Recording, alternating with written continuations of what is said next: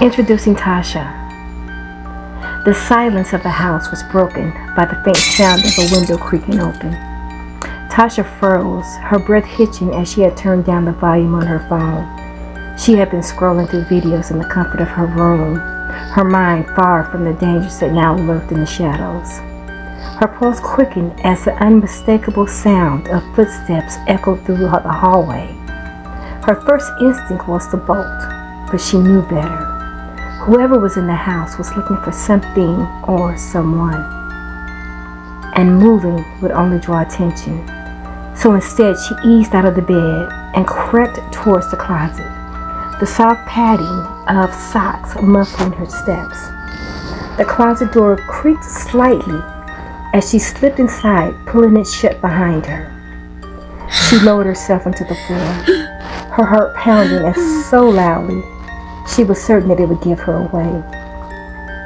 From the slats in the closet door, she could see a faint glow from the hallway. The intruder was carrying a flashlight. Shadows danced across her room as the beam moved closer. Tasha clenched her fists, forcing herself to breathe slowly. She needed to think. She had no weapon. She had no way to call for help because her phone was lying forgotten on her bed, and all she had was herself. The footsteps, they grew louder. She could hear the intruder rifling through drawers, muttering under their breath.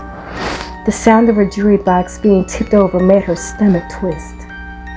Her mind raced. She couldn't stay in the closet forever. She had to act. But how? She scanned the closet, her eyes adjusting to the dark, and she gazed in the dark, and her eyes, they landed on an old shoebox on the shelf right above her head. And inside the shoebox, she remembered a few heavy objects, souvenirs her dad had given her, including a small metal paperweight. She reached up slowly and, careful not to make a sound, pulled the box down into her lap.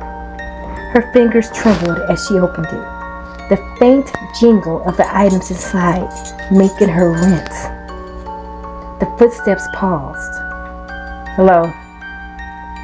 The voice was gruff, low, and unnerving. Tasha's breath caught. She pressed herself against the back of the closet, clutching the metal paperweight in her hand. The flashlight beamed across her room, lingering on her closet door. She closed her eyes, silently begging for him to leave. But instead, she heard the doorknob rattle, and this was it. The door creaked open. The intruder's flashlight illuminated her face for a split second before she slung the paperweight with all her strength. The intruder yelped, stumbling back as the flashlight clattered to the floor. Without hesitation, Tasha burst out of the closet, shoving past him and sprinting down the hallway. Her bare feet slapped against the hardwood floors as she raced towards the front door. Behind her, she could hear the man cussing and his heavy footsteps in pursuit. She reached the door, her hands shaking as she was fumbling with the lock.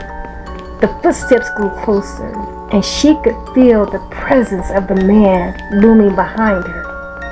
With a final burst of adrenaline, she yanked the door open and bolted out. The night air was cold against her skin, but she didn't stop running until she reached her neighbor's porch.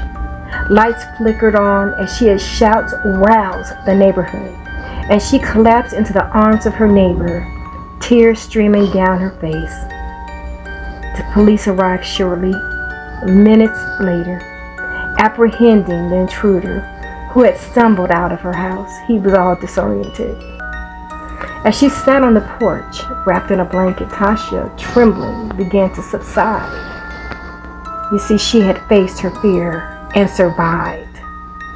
The frugality of terror had been replaced by the strength of her resolve. She wasn't just a victim. She was a survivor.